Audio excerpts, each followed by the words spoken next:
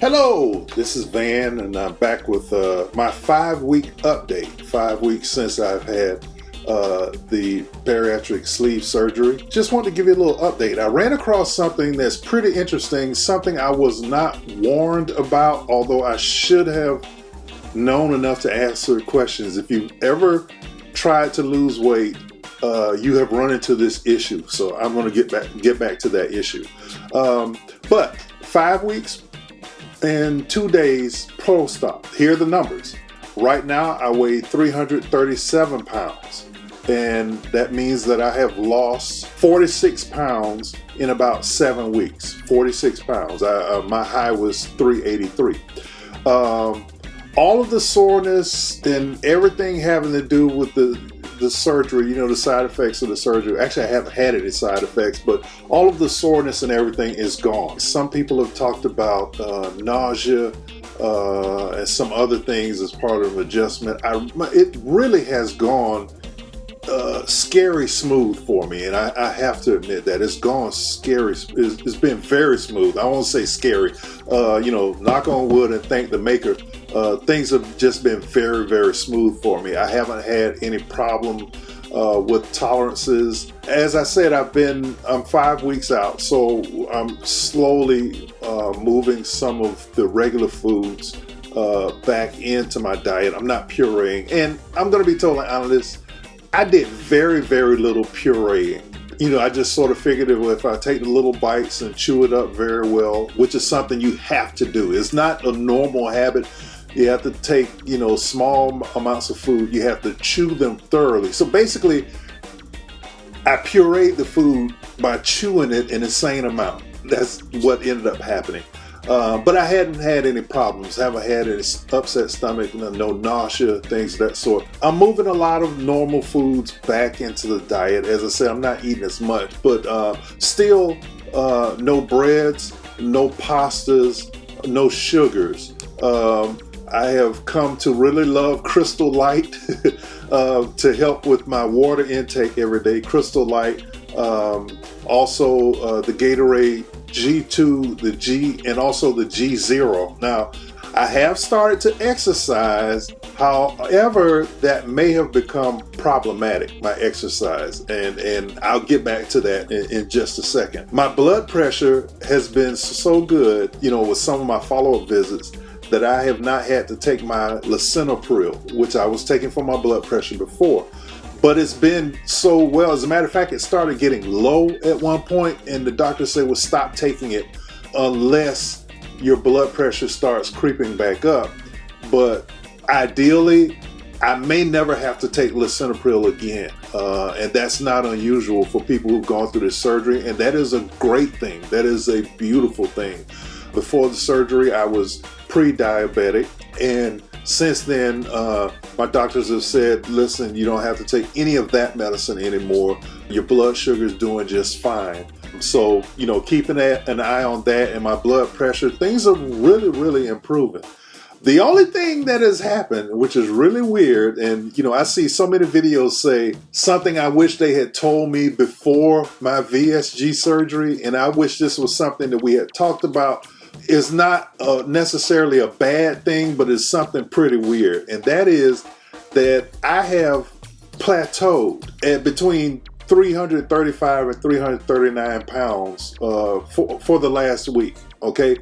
Before I was losing, after surgery, I was averaging about a pound a day. But then for the last week, I've been stuck between 335 and 339, and that has been insanely maddening and disappointing, and I started getting a little bit anxious about it because I started I've been exercising. I'm still eating way less than I was before. As a matter of fact, since my weight loss surgery, I have not had over 1,000 calories in any day. As a matter of fact, even before that, when I started the 2-week pre-op liquid diet, I have not had 1,000 calories of intake in any day in 7 weeks. So why am I plateauing? Why did I stop losing weight? I'm still with the protein drinks and the Gatorade and all those type of things, and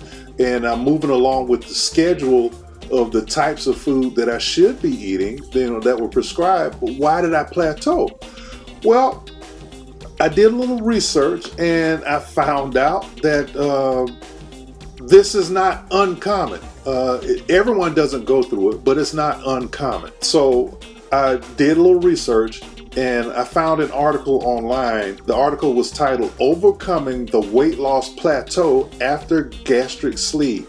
I did not know there was such a thing. I just thought, okay, you're not taking in food, so your body's gotta just drop the weight. Well, no, apparently it's not uncommon for people to reach plateaus with this. And I will put a link to this article below, because if you reach a plateau, this article is going to give you so much more comfort, and it's going to give you so many tips on how to power through this whole thing. And I just found this yesterday, so I'm only now implementing. But it's also going to make you feel good about some of the things that you can do and some of the things you can put into your diet that will help you to continue on, your weight loss journey.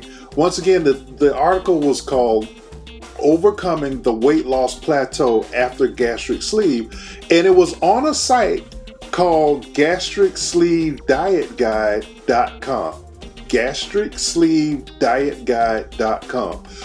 Once again, I'm going to put the links to these to the site and to these articles. There are a bunch of great articles on this site that will help you in all different aspects.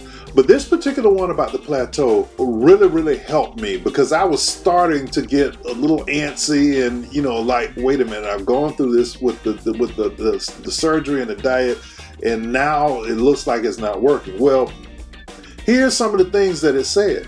Your metabolism regulates. Sometimes your metabolism gets used to what you're doing, and it figures a way to not have to burn the fat that you have stored. The human body is a very, very incredible piece of work. It is a beautiful organism that does things without you having to think about it. Your body does it on its own. And so sometimes you have to really understand that in order to understand how to get to where you want to be. So sometimes your body metabolism regulates itself. Maybe you're not eating enough. Now, this is crazy. I'm eating less than 1,000 calories a day. And over 300 pounds, I should be dropping like a rock. But sometimes not eating enough causes your body, once again, to regulate.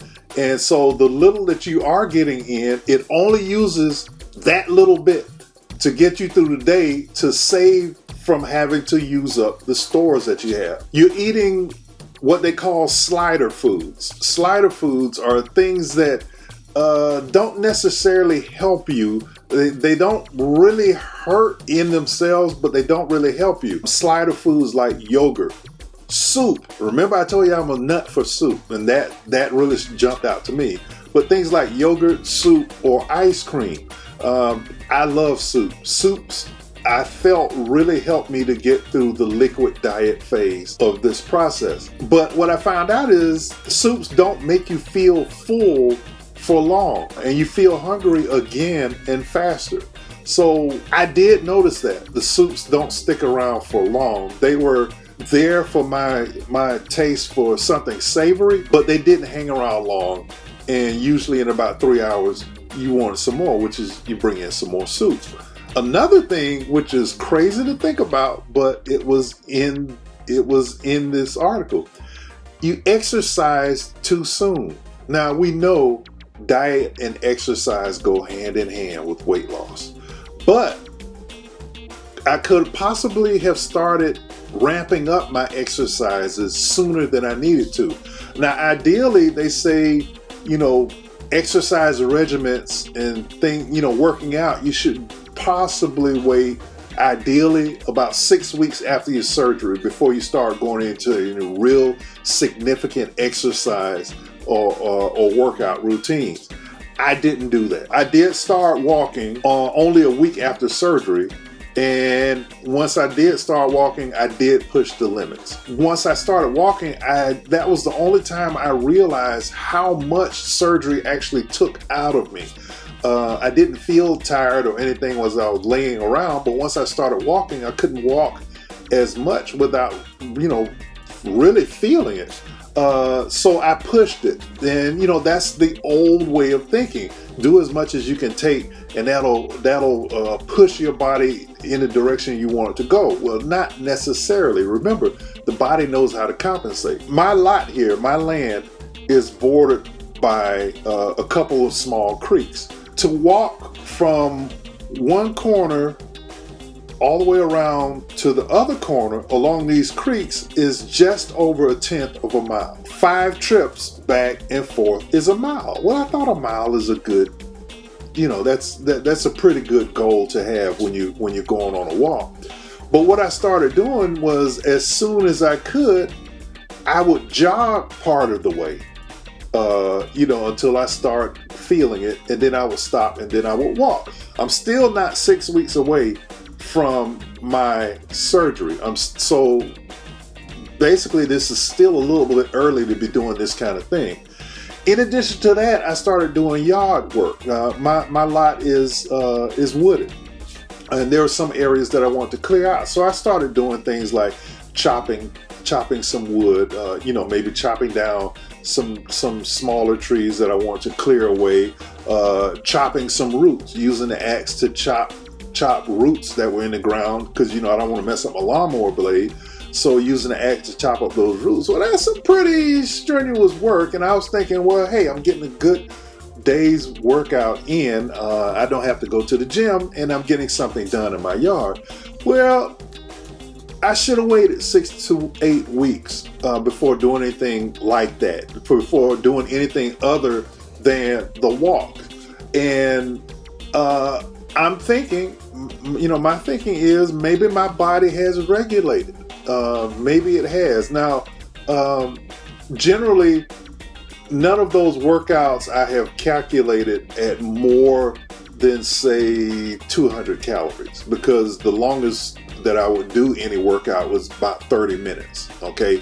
So the longest that I would chop any wood, or the longest that I would do the mile, would be about 30 minutes. So I didn't think that it was that bad, but they are still workouts. They're still vigorous workouts that maybe I should not be doing yet.